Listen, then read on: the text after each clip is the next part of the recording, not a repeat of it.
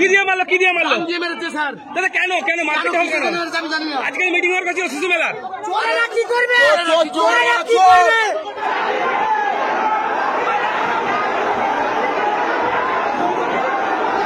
সাংসদ দেবের উপস্থিতিতেই ঘাটালের তৃণমূলের দুটি গোষ্ঠীর সংঘর্ষ, রক্তাক্ত হলেন কয়েকজন, বৈঠক ছাড়লেন দেব। ঘাটালের শিশু মেলা নিয়ে তৃণমূলের গোষ্ঠী কোন্দল অনেক আগেই প্রকাশ্যে এসেছে, তবে সেই গোষ্ঠী কোন্দল এবার রক্তারক্তিতে পরিণত হলো। রবিবার বিকেলে পশ্চিম মেদিনীপুর জেলার অন্তর্গত ঘাটাল অরবিন্দ স্টেডিয়ামে ঘাটাল শিশু মেলা নিয়ে একটি মিটিং এর আয়োজন করা হয়। মিটিংয়ে উপস্থিত হওয়ার কথা ঘাটালের সাংসদ দেবের। সাংসদ আসার আগেই তার অনুরাগীরা ভিড় জমান স্টেডিয়ামে। অন্যদিকে ঘাটালের প্রাক্তন বিধায়ক শাসক দলের অনুগামীরাও আসতে শুরু করে। সাংসদ এসে পৌঁছলে দেবের সামনেই দুই গোষ্ঠীর তৃণমূল কর্মীরা মুখোমুখি বাগবিতণ্ডায় জড়িয়ে পড়ে। তার থেকে শুরু হয় লাঠি হাতে তাড়া করে যাওয়া, শেষে গিয়ে পৌঁছয় ধস্তাধস্তি থেকে রক্তারক্তিতে। সাংসদের সামনে চলে কিল ঘুষি চড়, শেষে বাধ্য হয়ে বৈঠক ছেড়ে বেরিয়ে যান দীপক অধিকারী। আমরা সবাই একটু মানে আমাদের সবাইকে একটু ভাবতে হচ্ছে মেলা হবে কারণ এইটা রাজনৈতিক মেলা নয়, একটা ছোট একটা গোষ্ঠী ঝামেলার জন্য মেলা হচ্ছে। আমাদের মানে হিস্টোরিক্যাল একটা ইভেন্ট যেখানে সবাই আসে, এনজয় করতে চায়। আমাদের একটা ছোট ইনসিডেন্ট যেটা আমি পুরো ঘাটালের উপরে চাপিয়ে দিতে চাই না।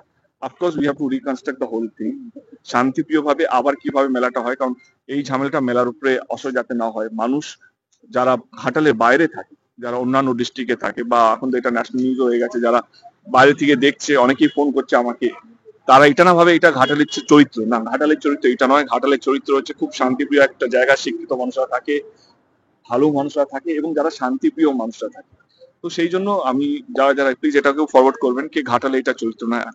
একটা ডেফিনেটলি একটা মিসআপ হয়েছে, বাট সেটা আমরা রেকটিফাই করবো। কোথায় ভুল হয়েছে, কেন হলো, প্রশাসনে কি ভুল ছিল। আজকে যদি 5,000 লোক জমায়েত সকাল থেকে যদি ছিল, তো প্রশাসন সেটা টেক কেয়ার করতে পারতো।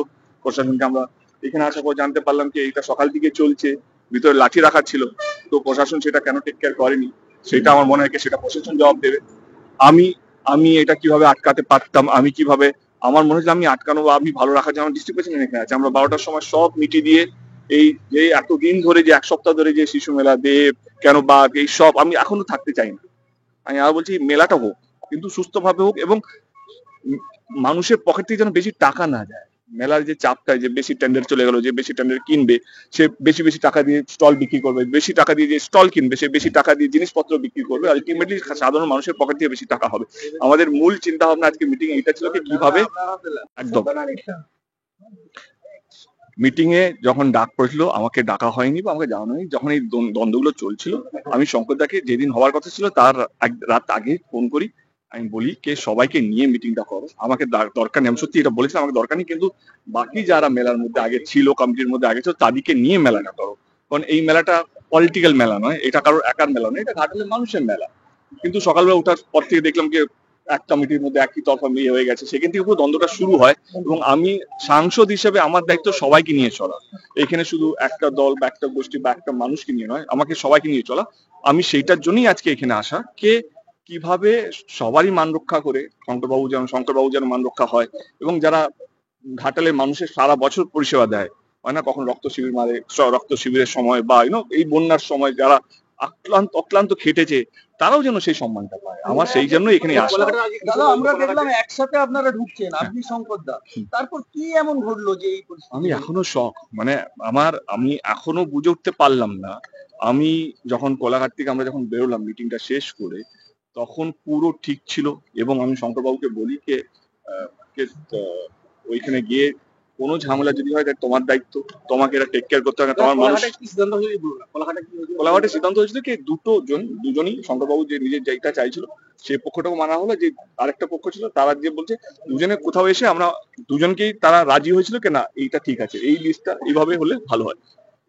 দুজনেই খুব ভালোভাবে আমরা মিটিংটা শেষ করেছি, এবং আমাদের ইনফ্যাক্ট জয়েন্টলি প্রেস কনফারেন্স করার কথা ছিল। ওইখানে গিয়ে আমরা এটাই বলতাম আমাদের মধ্যে কোনো দ্বন্দ্ব নেই, আমরা খুব ভালো আছি, এবং মেলাটা খুব সুস্থভাবে হবে, এবং মেলার কি কি উদ্যোগ আমরা নিয়েছি প্রাইসটাকে কন্ট্রোল করার জন্য, এই কথাগুলোই বলার কথা ছিল। কিন্তু যাওয়ার পরে পরিস্থিতি যেভাবে হলো, আমি একটাই কথা আমি আমার ঘাটালের সবাইকে বলতে চাই, ঘাটালের মানুষকে বলতে চাই, আমি দুঃখিত এটার জন্য, এই ঘটনা ঘটে যাওয়ার জন্য, কিন্তু কথা দিচ্ছি এরকম ঘটনা আর হবে না।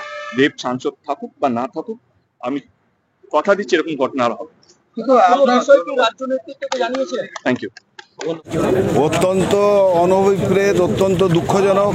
কারণ সকালবেলায় আমি মিটিং আহ্বান করেছিলাম, যারা এই মেলা নিয়ে যাদের বিভিন্ন রকমের অভিযোগ ছিল একত্রে বসে আমরা প্রায় সব সমাধানই করেছি, কিন্তু বুঝতেই পারছি না যে এখানে যখন আমরা প্রবেশ করলাম আমাদের কিছুটা আগে, অর্থাৎ গাড়িগুলো আগে পরে ছিল, দেব এবং শঙ্করবাবুরা আগেই ওখানে প্রবেশ করেছেন, তার মধ্যেই আমরা তখন আমাদের তো প্রবেশ করতে আর পারলামই নি ভেতরে, তার আগেই সেখানে যেভাবে কী বলবো হুড়াহুড়ি ঠেলাঠেলি যেভাবে হয়েছে সেটা অত্যন্ত লজ্জার বিষয়। আমি মনে করি ঘাটালবাসী এরকম তাদের যে অতীতের যে সুন্দর ঐতিহ্য, সেই ঐতিহ্যকে এটা কালিমালিপ্ত করলো।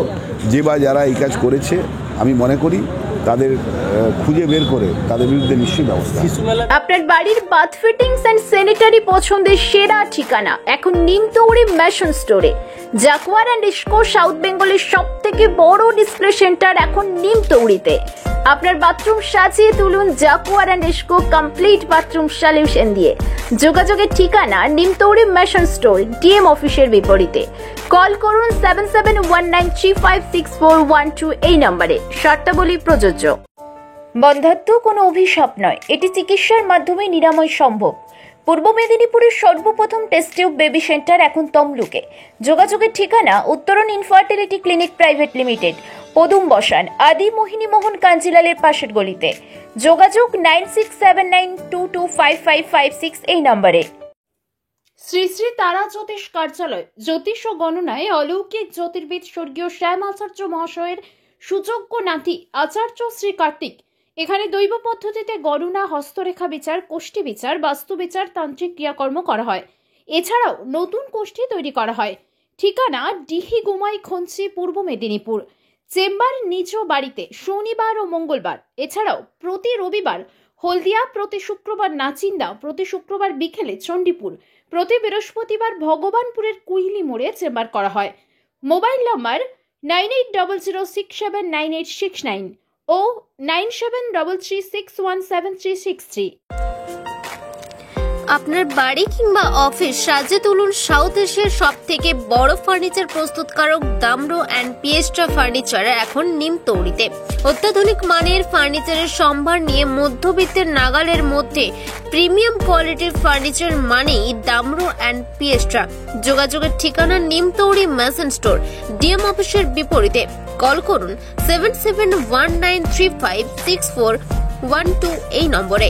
শর্তাবলী প্রযোজ্য। নিমতৌড়ি কল্যাণী আই কেয়ারের উদ্যোগে অনুষ্ঠিত হতে চলেছে বিশ্ব ডায়াবেটিস দিবস উদযাপন।